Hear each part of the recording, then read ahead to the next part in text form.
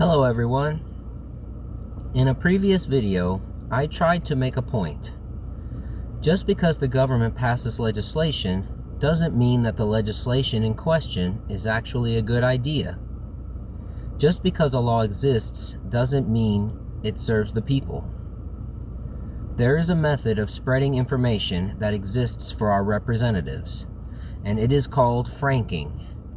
Franking is a way for our representatives to share important information relevant to their constituents.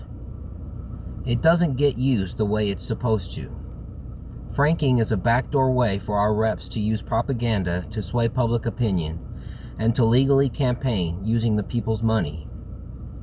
Yes, franking is paid for by the USPS, therefore paid by the American public. There will be a disclaimer when a piece of franked mail comes to your house, or maybe if it was used to pay for a billboard that will read, "Paid for by funds set aside by Congress."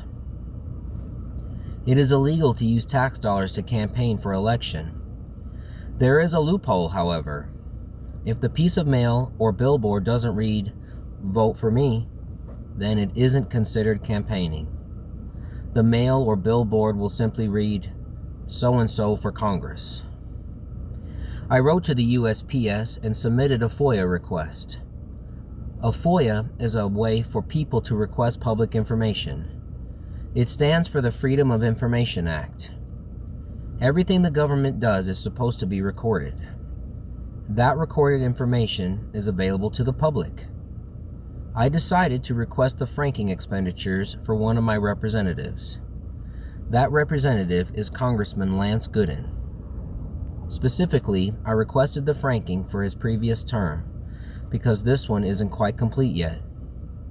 They were very specific and gave me an extra year of information because I didn't word the request properly.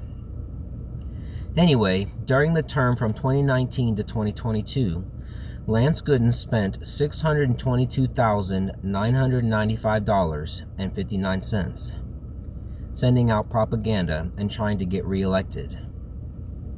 There are 435 congressmen. If you multiply that number by all of them, it comes to $271,003,081.65.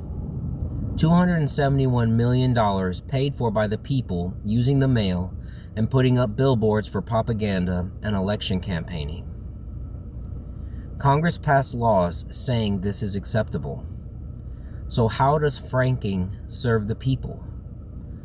How does the SAVE Act serve the people? My suggestion is to actually read the SAVE Act before deciding if it should be passed or not. I wanted to remind everyone that the government doesn't have any money. The money that they hold doesn't belong to the government. It belongs to the people.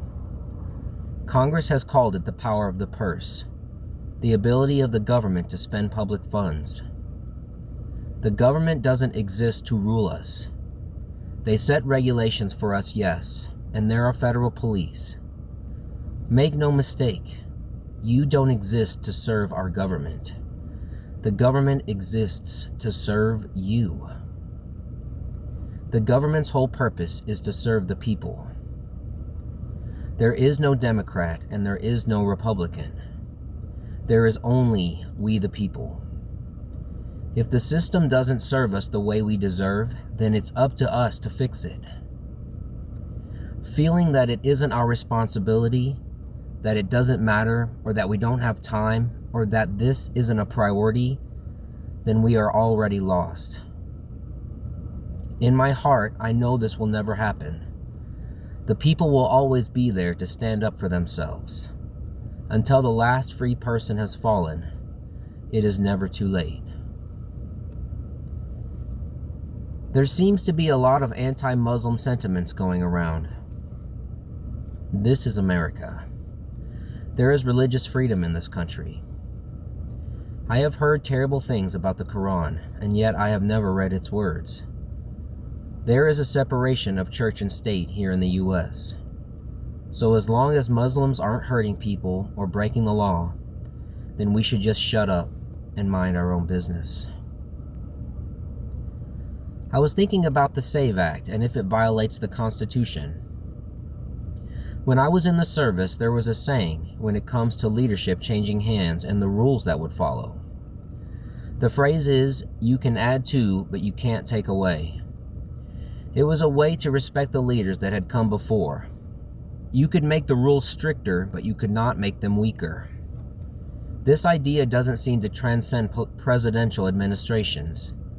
It seems that whenever presidents pass the mantle, they remove whatever legislation the previous tenure implemented.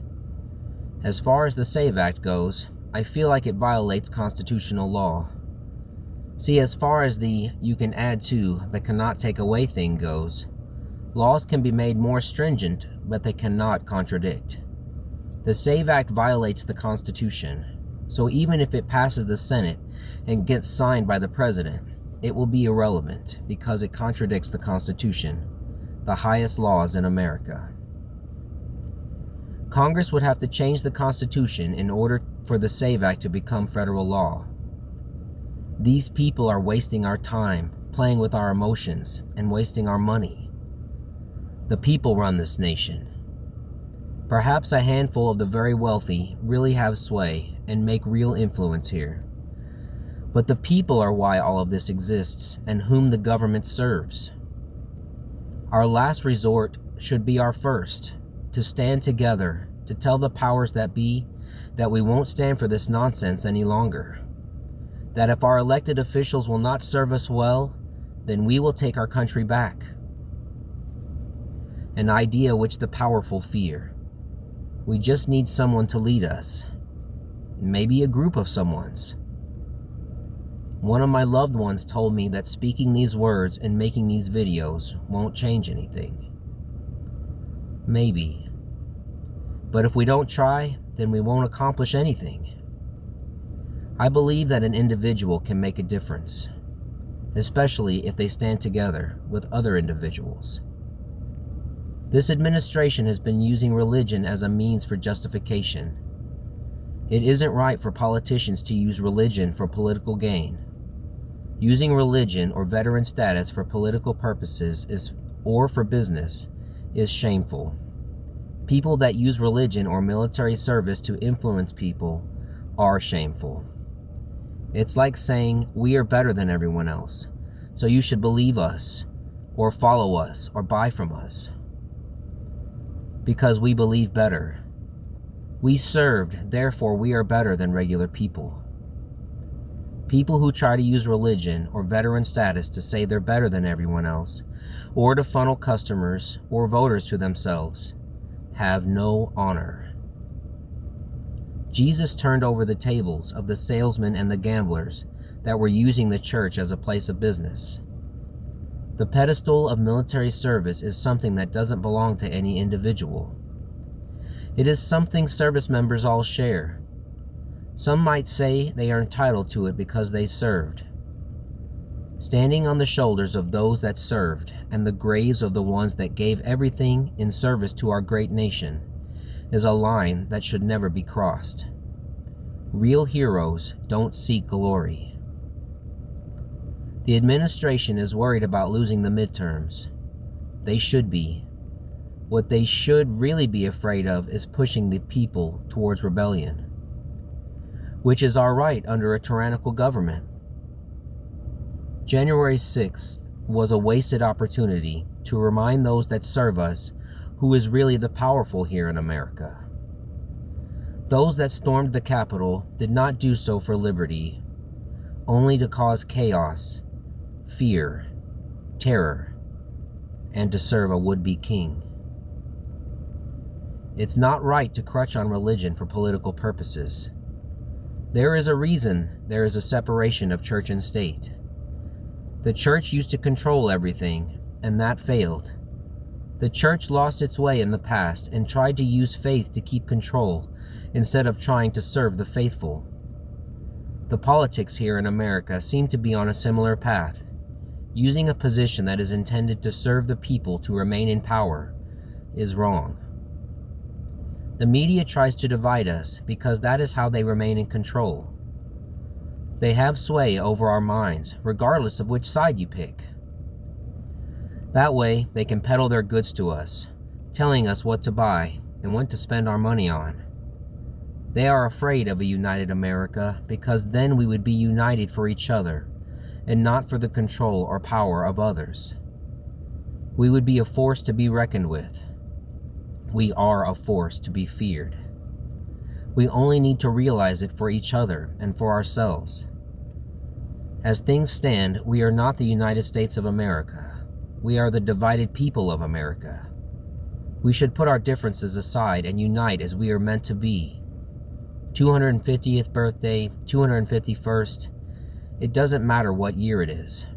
There will never be a better time to come together and tell the people that represent us that we will no longer stand for them wasting our time and our money. Lead, follow, or get out of the way. Serve the people you were elected to lead, or we will take our country back and lead the way for ourselves. When we were attacked on 9/11, the country was unified. We were unified against a common outside threat. We are being attacked from within by our own people and by our own representatives. Let us stand together against all enemies, foreign and domestic. Be American first. I was going to put links in the description of the things I talked about, but I suck. Love you guys.